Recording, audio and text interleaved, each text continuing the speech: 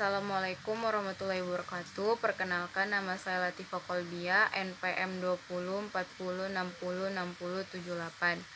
Video ini saya buat untuk memenuhi tugas penilaian tengah semester mata kuliah Psikologi Kepribadian.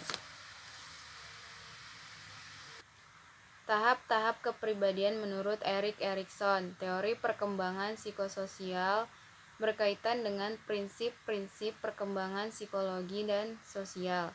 Teori ini merupakan bentuk pengembangan dari teori psikoseksual yang dicetuskan oleh Sigmund Freud dalam bukunya Childhood and Society. Erikson membuat sebuah bagan untuk mengurutkan 8 tahap secara terpisah mengenai perkembangan ego dalam psikososial, yang biasa dikenal dengan istilah 8 tahap perkembangan manusia. Tahap pertama. Tahap ini terjadi pada usia 0 sampai 1 tahun, di mana pada tahap ini seorang anak akan mulai belajar beradaptasi dengan sekitarnya. Anak akan mulai belajar percaya kepada orang terdekatnya, terutama dengan ibunya. Misalnya, ibunya memberikan rasa nyaman, memberikan kehangatan kepada anaknya, maka anak tersebut akan merasakan keamanan dan kepercayaan. Dan sebaliknya, jika sang ibu tidak memberikan rasa nyaman kepada sang anak, maka nantinya anak tersebut akan tumbuh menjadi seorang yang merasa tidak aman dan tidak mudah percaya kepada orang lain. Tahap kedua. Tahap ini terjadi pada usia 1-3 tahun. Pada tahap ini, kemampuan anak sudah mulai berkembang, misalnya mulai bisa makan sendiri, sudah mulai berjalan dan berbicara. Nah, peran orang tua di sini yaitu memberikan kebebasan kepada sang anak untuk melakukannya sendiri, namun masih di bawah pengawasan. Tujuannya agar anak menjadi orang yang mandiri dan percaya diri. Nah, sebaliknya, jika orang tua terlalu membatasi atau mengekang anak, anak tersebut akan berkembang menjadi pribadi yang pemalu dan tidak memiliki rasa percaya diri dan kurang mandiri. Tahap ketiga. Tahap ini terjadi pada usia 3-6 tahun. Pada tahap ini, anak mulai berinisiatif mencari pengalaman baru melalui kemampuan indranya. Di tahap ini juga, anak tidak ingin banyak dilarang, karena pada usia ini, anak sudah mulai mengembangkan kemampuannya seperti kemampuan berbahasanya dan mengembangkan inisiatif untuk bertindak.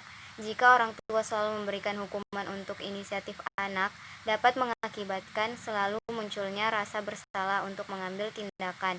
Namun inisiatif yang berlebihan juga tidak dibenarkan, karena nantinya justru anak malah tidak mendengarkan nasihat orang tuanya lagi.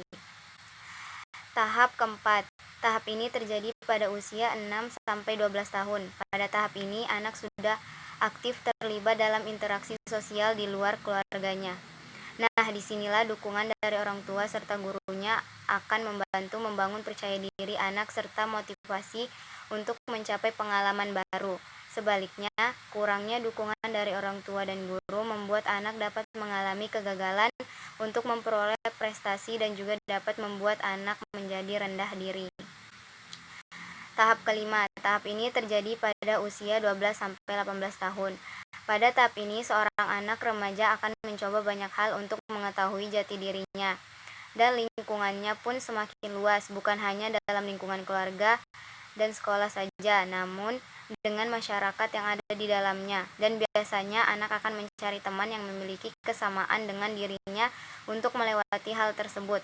Misalnya, jika anak dapat menjalani peran baru dan dibantu oleh dorongan orang tua, maka identitas yang positif juga akan tercapai. Sebaliknya, jika anak kurang dukungan dan bimbingan orang tua dalam berbagai kegiatannya, maka ia akan mengalami kebingungan identitas serta ketidakyakinan terhadap kepercayaan dirinya. Tahap keenam. Tahap ini terjadi pada usia 18-35 tahun. Tahap ini juga bisa disebut masa dewasa awal, di mana individu sudah mulai selektif untuk memiliki hubungan yang intim dengan orang-orang tertentu yang sepaham. Di tahap inilah seseorang akan merasakan yang namanya cinta dan kasih sayang. Pribadi yang identitas personalnya kuat sangat penting untuk dapat menjalin hubungan yang sehat. Sementara kegagalan menjalin hubungan bisa membuat seseorang merasakan jarak dan terasingkan dari orang lain. Tahap ketujuh. Tahap ini terjadi pada usia 35 sampai 64 tahun. Ini adalah tahap kedua perkembangan kedewasaan atau seseorang sudah mapan dalam kehidupannya.